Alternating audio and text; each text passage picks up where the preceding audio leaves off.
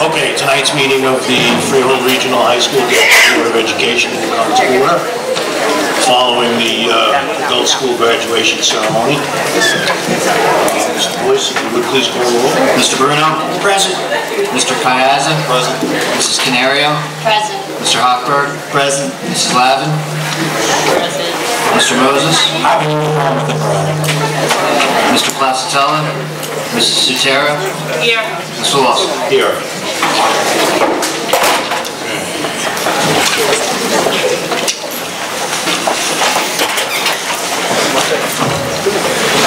Pursuant to the Open Public Meetings Act, Chapter 231, Public Laws of 1975, this meeting has been duly advertised in the Asbury Park Press issue of May 5th, 2010 and June 14th, 2010. All municipal clerks of the townships and boroughs within the Regional High School District have been duly notified, and the requirements of posting of notices have been met. Minutes approval. Could I have a motion and a second on minutes, please?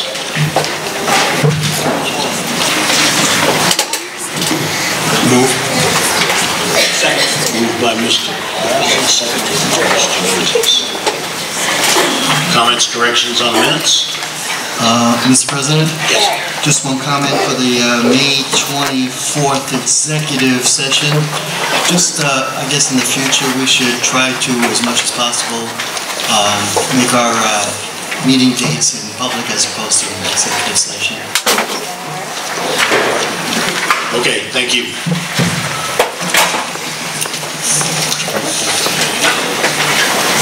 Further comment on the minutes? Seeing none. Mr. Bruno? Yes. Mr. Kayaza? Yes. Mrs. Canario? Here. Mr. Hochberg? Yes. Mrs. Lavin? Yes. Mr. Moses? Yes. Mr. Placitella? Mrs. Sutera? Yes. Mr. Lawson? Yes. Communications are on file in the board secretary's office. Okay, it's time for board reports. Do we have reports from any members of the board? See, no, I have none.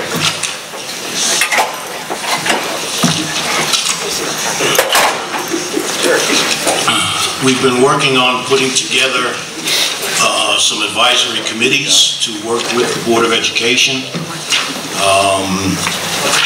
I have the results of that process, the citizen members and also the board members and administrative liaisons who have volunteered to serve. Not necessarily volunteered in the case of the board members, but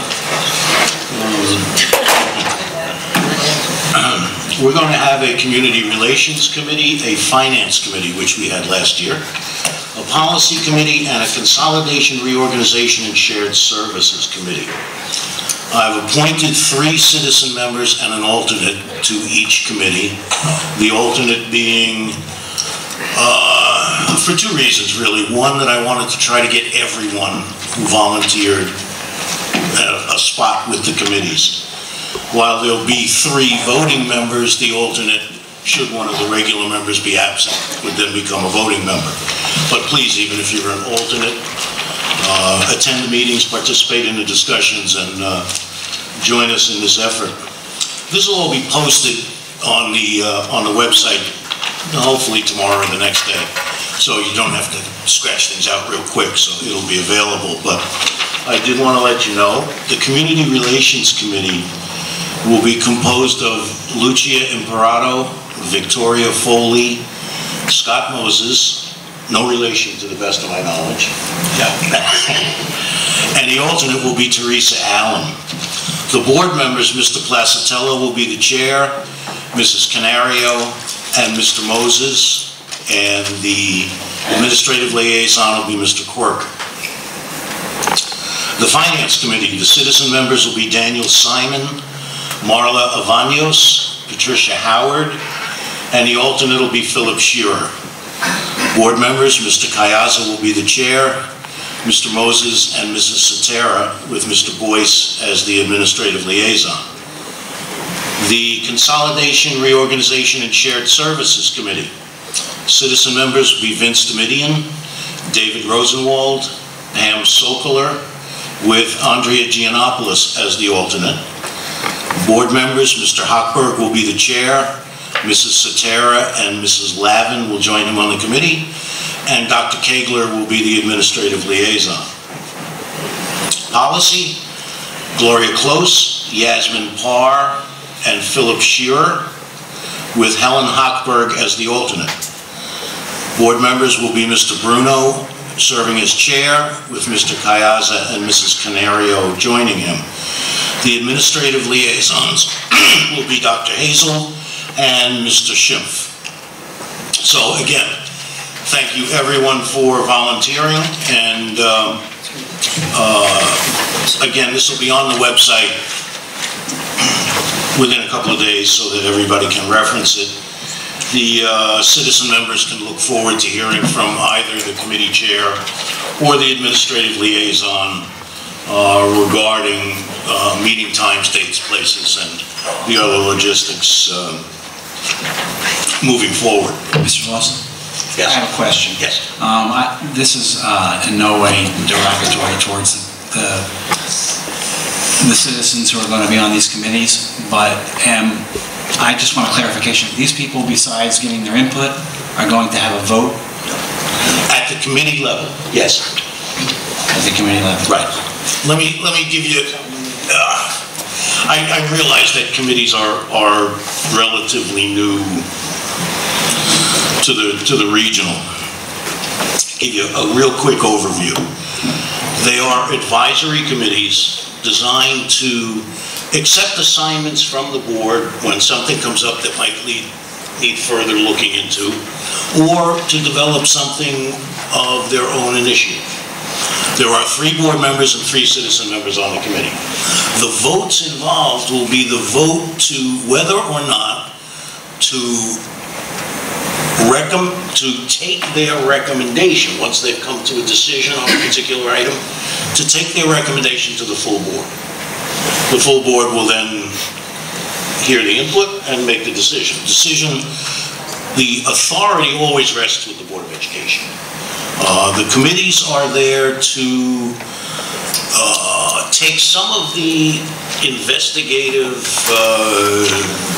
workshop type things offline, and they can go on while everything else is progressing as well. And how many people are on each committee? 6. 6. So if it's 3 and 3, what happens?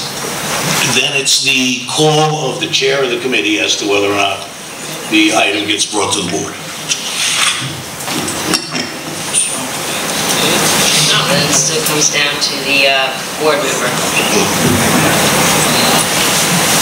Are there other questions?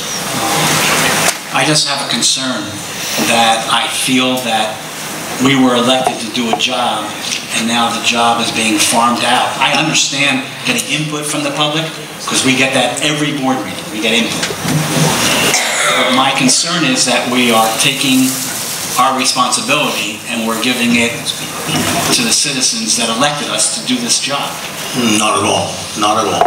Well, we differ in that. Well, again, final decision-making authority rests with the Board of Education. I understand that. What comes out, well, then how is the committee usurping our authority? Well, I just don't understand. I mean, you're having a committee and you're giving these people votes. Yes, at the committee level. And you think that's going to be satisfactory? To satisfy me? It works in 90% of the school districts in the state of New Jersey.